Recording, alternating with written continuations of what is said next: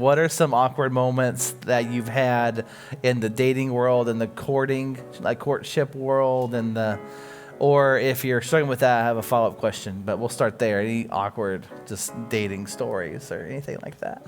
Yeah, so Hillary and I met in college, and we're both from 2 different states across the country, and so there's a winter break in college where you get some anxiety like, okay, should I get her number? Should we start talking? I want to continue to FaceTime, talk, and all that. So that came to that moment with her, and I had a white Ford Ranger truck named Summer. R.I.P. Great.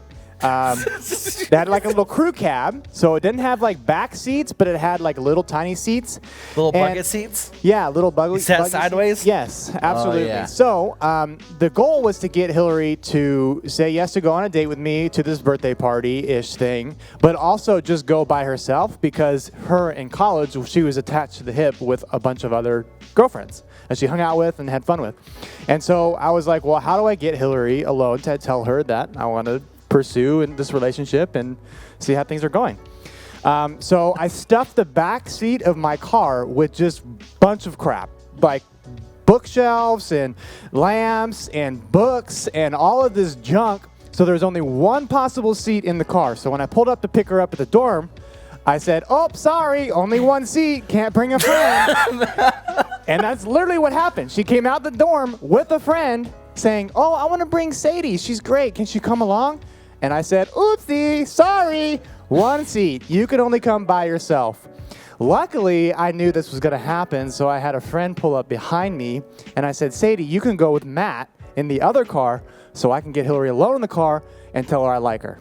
And that is the day that we first held hands and we said, oh, yay, you were going to be together for the rest of our lives, right? Is that how it goes? And I said that on the way home. I think that there were some steps in between, but there's more to the so. story.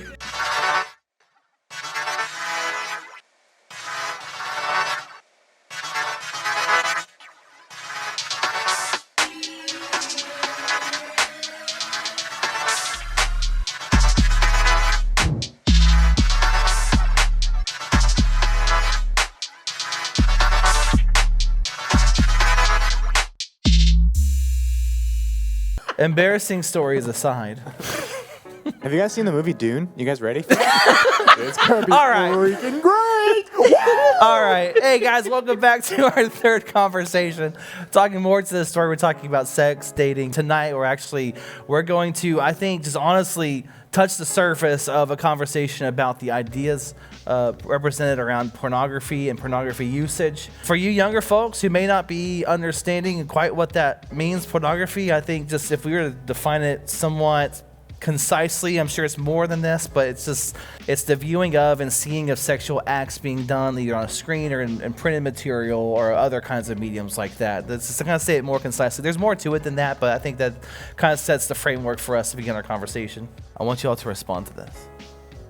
The average age of exposure as of 2020 to pornography is age 11 or 5th grade. It was very young.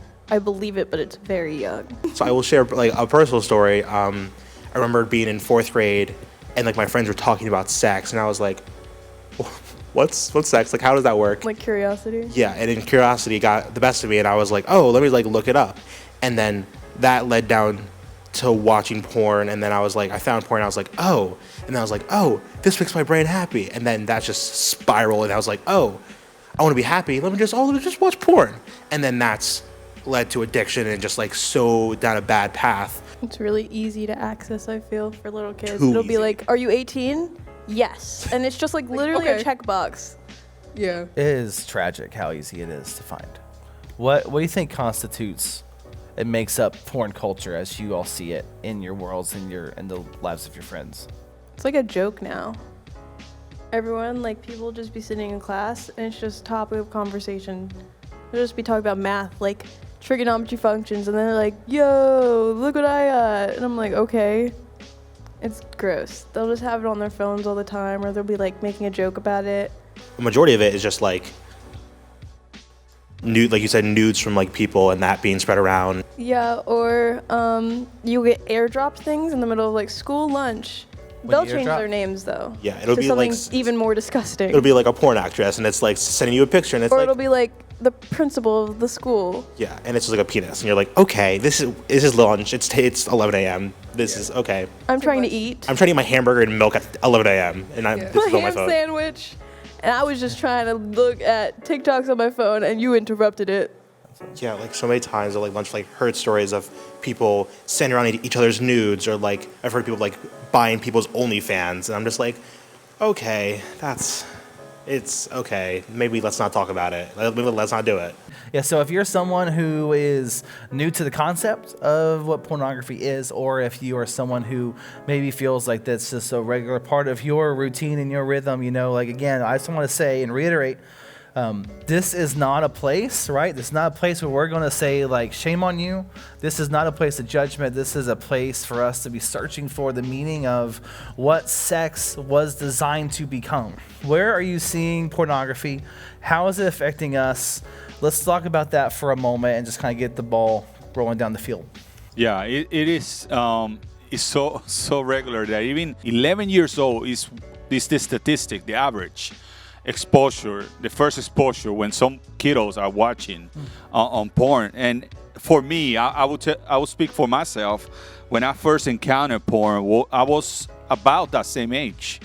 I remember grabbing a VHS on this from my parents' bedroom. I didn't know what it was. I pop it in the VHS. That's how old I am. It was not intentional. I don't know what it was in there. And there it was. That was porn. And in how does that pornography affect us? It's like a fake sex education class. It tells us it's an exposure of what is not real. What is not designed to be pure, just like God designed. We talked about this in the weeks prior about this. It is designed, the pornography is designed to actually manipulate you. The industry itself of pornography generates about $12 billion a year. Ooh. $12 billion a year. Yeah, it was really like, it's designed to hook you. Like I remember a couple of videos ago, we were talking about movie trailers designed to kind of entice you to come and want more. Like, that is what pornography is. It's designed to keep a revenue stream in you with advertisements or subscriptions. And it's not designed for sex education. But I do think that, a lot of us on this stage and a lot of you all out there are probably thinking, like, my parents are talking to me about this. My church isn't talking to me about this. My group leaders, my coaches, whoever. So I've got to figure this out because I have these desires, have these longings. I don't know what to do with them. And that might be a place where we all can turn towards. There's also something about not knowing anything about the people who are in that screen, on the other side of that screen. I read some really heartbreaking statistics, but one of them being that 19% of the people who are trafficked in general, human trafficking, are trafficked for sex trafficking. But the revenue that comes from all of human trafficking, 66% of it is just made up of human sex trafficking. And it also affects the rest of your life. Because it's changing your brain, it changes the way you view sex in general. It warps how you feel about it and really what you find to be appropriate in some ways. There are some statistics on just how pornography, it perpetuates violence in sexual interactions and intimacy. It ruins all of those things because your brain is being changed. And that person that you marry one day, you're taking that with them. We all get that kind of thing. We bring to a marriage, all of us, and that includes whatever's happened to your mind and your soul with pornography too. Yeah, Olivia, I love the research that you did with that because it puts into perspective, I hope for all of you guys and for all of us too, like, hey, this is something that is corrupting us significantly. If we're not careful, it can really do some serious damage.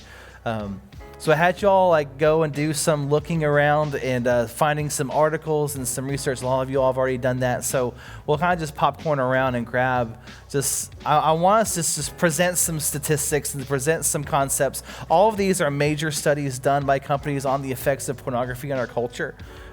So whoever wants to start us off with this, kind of present some of our findings.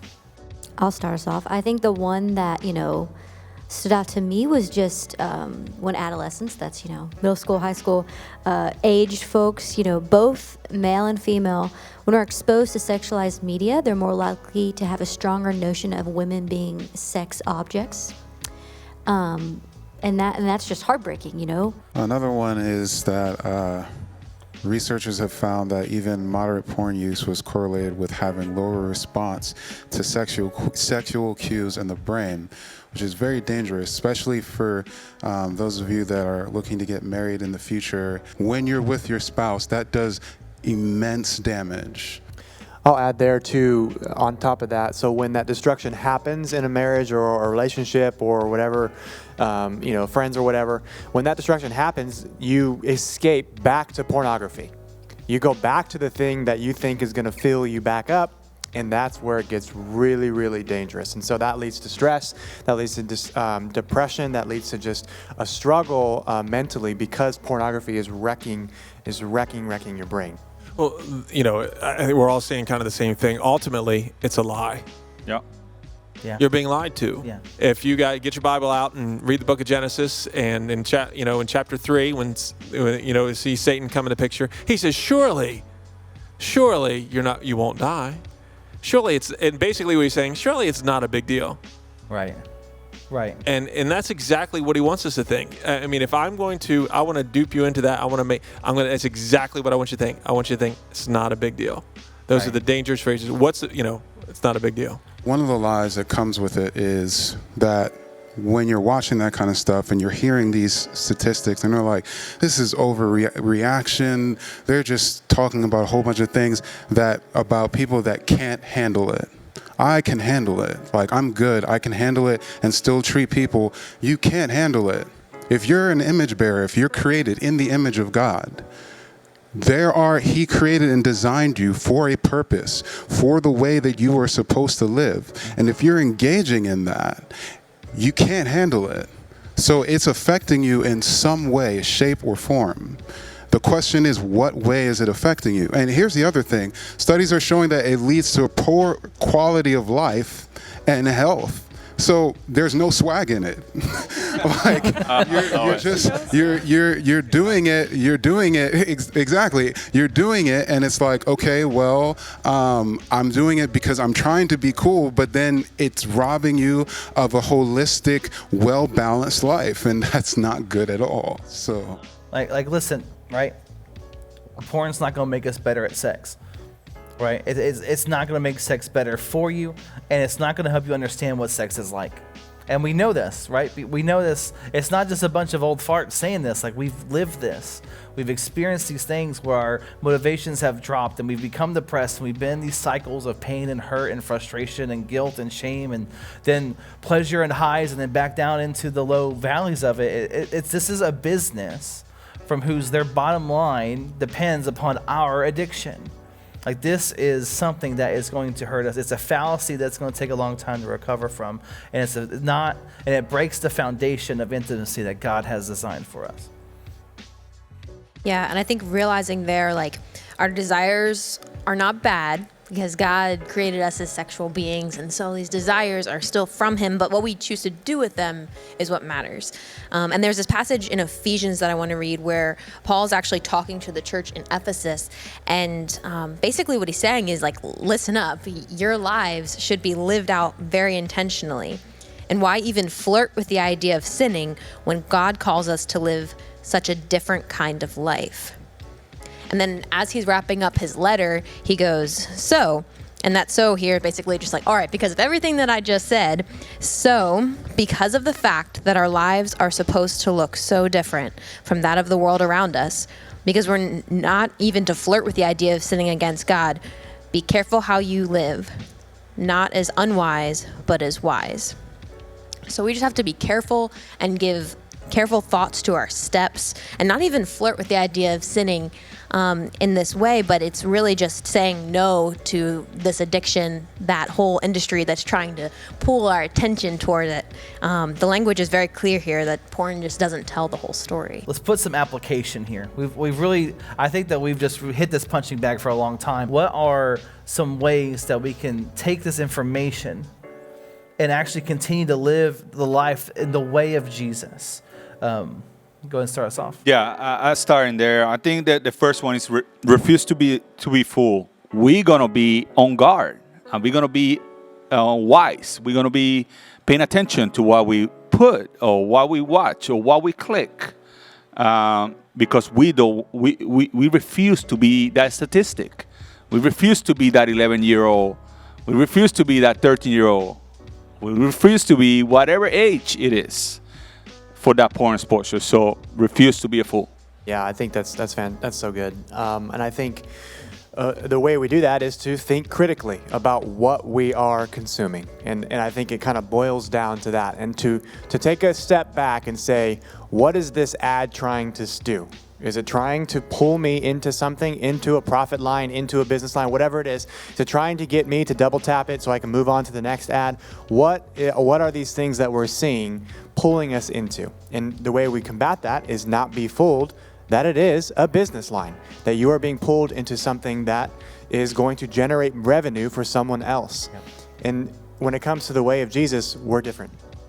Well, I think you remind us that we are in a battle, and we're in a tug of war. And for our minds and our hearts and our bodies, and between God and Satan. Sometimes we think it's, we have this kind of conversation. We think, well, God's against sex. Well, no, that's not it.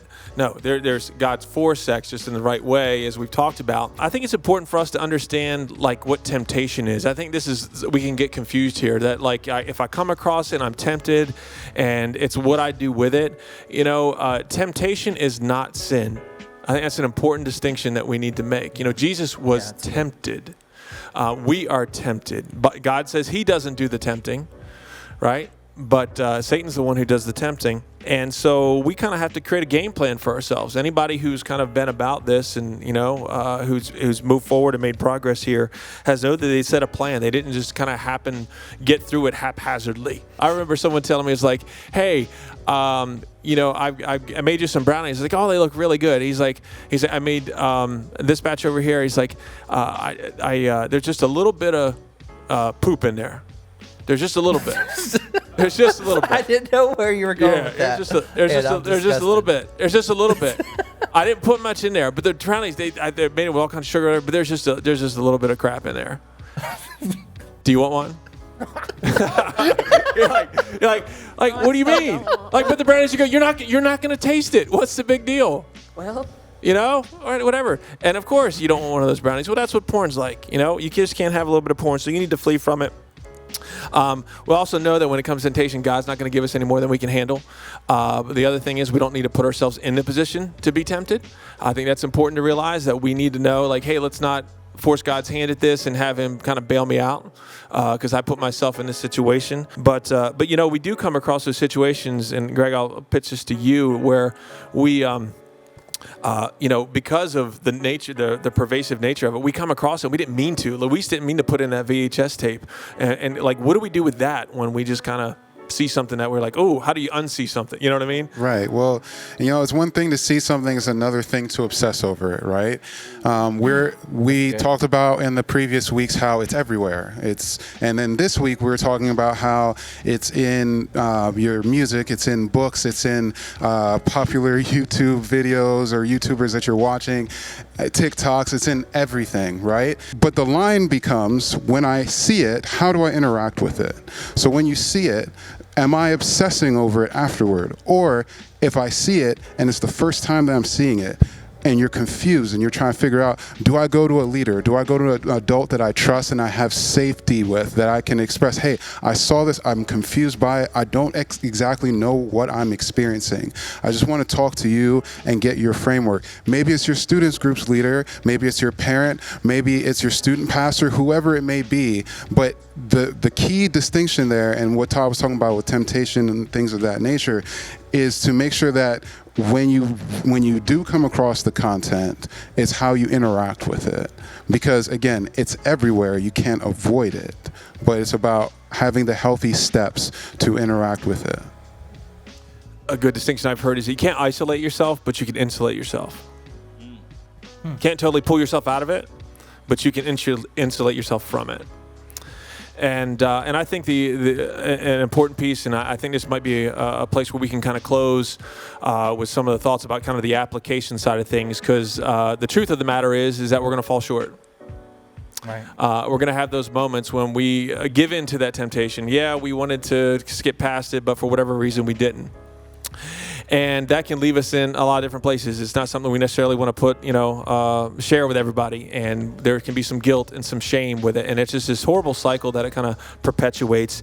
And so it's just important to remember some things. And this is the beauty of the gospel. And this is kind of back to the full story of what we talked about, how things were good and then they got broken and Christ came to redeem it. And Christ came to redeem this. And it's just important to understand God's grace, that there is no condemnation for those who are in Christ Jesus. And you need to know that. You need to know that whether you did something before you came to group tonight, or you're going to do something when you go home from group tonight, or whatever, because if you're going to be tempted, this would probably be a great time to be tempted by it after you just try to do the right thing around it. And so I just want to let you know that there's no condemnation for those who are in Christ Jesus. And maybe that's a decision you need to make. Maybe that's a decision where you need to give your life to Christ, and this is something you need to hand over to Him, and realizing that you can't do it alone, and that you need His forgiveness. And with that too, just realize that Christ died for all sin, even the one you keep doing over and over again. And we think that He He can forgive me once, but can He forgive me again? And I think we all remember the story. It's like, well, how many times are we supposed to forgive? 7 times 7, a lot. The point is a lot. And Christ's love is like that. And nothing can separate you from the love of God. This situation, if you're stuck, however stuck you are, that you may be in this situation, or get stuck down the road or whatever, nothing can separate you from the love of God. And you need to know that, and that there's always a way back. And the beauty of it is that God doesn't want you to get stuck in your guilt or your shame. And He basically wants you, when you've had that moment, He basically wants you to look up, lift your head, lift your chin. He's going to stick His finger under your chin. He's going to lift it up. He wants you to look you in the eye, and He's just going to tell you, like, look, I love you. I forgive you. It's okay. It's not what I wanted for you, but I forgive you. You're cleansed. I want something different for you, and let me show you a better way. And He'll do it with kindness, and He'll do it with gentleness, and He'll do it over and over and over and over again to the day that you become free, because that's what He wants for you, because He loves you. That's such a good word, Todd, and I'm reminded of what we mentioned, the very first video, that's worth stating again. If something has been done to you, no matter who you are, whether it's sexual harassment or abuse, it is not your fault. Hear that loud and clear, because sometimes feelings of shame and frustration and guilt can even come to those who have been abused and manipulated in that way, but it is not your fault and you've done nothing wrong. And God is a God full of love and healing and restoration that is possible for you, and we want that for you. And we love you, and your leaders love you. So get the help you need. Get the support you need from trusted friends, from here, your student leaders, your student pastors. And know that God just deeply, deeply loves you. Guys, that's a good word for us. I think there's so much to unpack, but we're going to head into, if you're watching us live, we're going to head into our groups. If you're watching this later, of course, we'd love for you to come and join and be a part of this community. To reiterate a couple points here at the end, refuse to be fooled and refuse to participate. Because listen, our temptation is something that's going to keep coming back to us. Our temptation is something that's not bad, but it's something that we need the Lord to help us get us through. Don't give in to that temptation. That's a good word for us. Lots to unpack in our groups. Remember, we have a God who loves us immensely, who cares for us deeply, and wants us to have a full life. That's not just in our relationships, it's not just in our careers or anything like that. It's in our sex and sexuality and our desires. So lots to unpack again. We love you all so much. Go into your groups. And if you are joining us later on, feel free to hit the link in the description if you want to join a group. We'd love to have you join us into our community. One last thing, I think, just to close us out, just to say that again, Romans 8, there is no condemnation for those who are in Christ Jesus. This is not an excuse. It's just a reality. That's who our God is. So we love you guys. We'll catch you next time.